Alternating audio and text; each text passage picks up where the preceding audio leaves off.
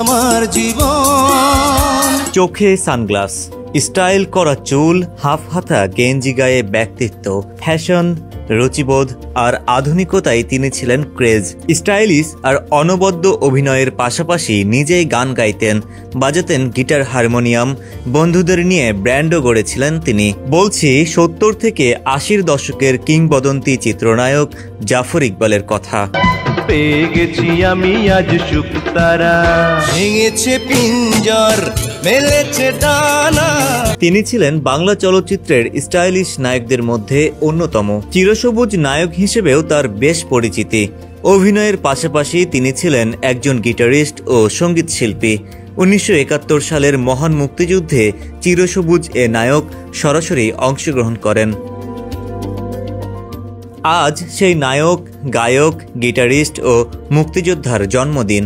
1950 সালের 25 সেপ্টেম্বর ঢাকায় জন্মগ্রহণ করেন জাফর ইকবাল। মুক্তিযুদ্ধের আগেই চলচ্চিত্র জগতে পা রাখেন তিনি।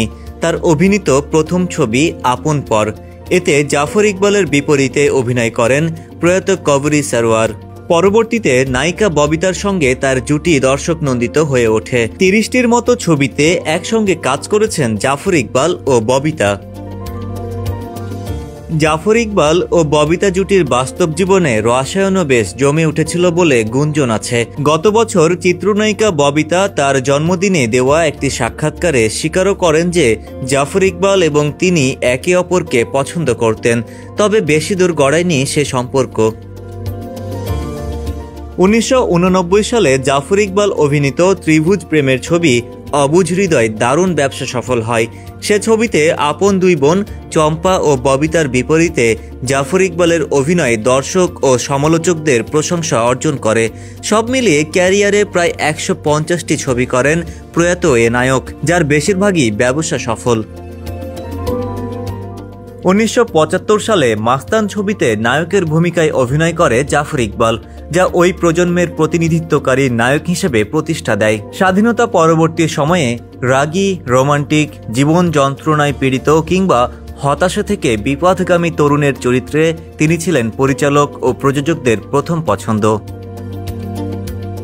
অভিনয়ের পাশাপাশি চমৎকার গানও গাইতেন জাফর ইকবাল, ফলে বেশ কিছু ছবিতে তিনি গায়ক চরিত্রে অভিনয় করেছেন। 1966 সালে তিনি তার বন্ধুদের নিয়ে গঠন করেন ব্যান্ড গ্রুপ রোলিং স্টোন। তার প্রথম সিনেমায় গাওয়া গান ছিল পিচ ঢালা পথ।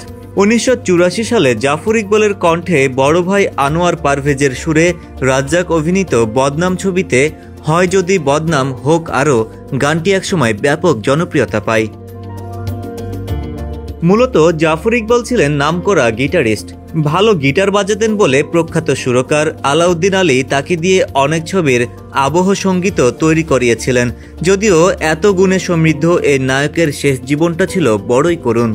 পারিবারিক অশান্তির কারণে একসময় খুব ভেঙে পড়েন জাফর ইকবাল। মদের তীব্র নেশা আর নিয়ন্ত্রণহীন জীবনযাপনের কারণেই একসময় ক্যান্সারে আক্রান্ত হয়ে পড়েন জাফর ইকবাল। দেখা দেয় হার্টের সমস্যা, নষ্ট হয়ে যায় দুটি কিডনি। নানা জটিল রোগে জর্জরিত নায়ক 1992 সালের 27 এপ্রিল মাত্র 41 বছর বয়সে চলে যান আপন ঠিকানায়, যেখান থেকে কেউ কোনোদিনও আর ফিরে আসে না। হাসানুর আরিফিন, সমকাল।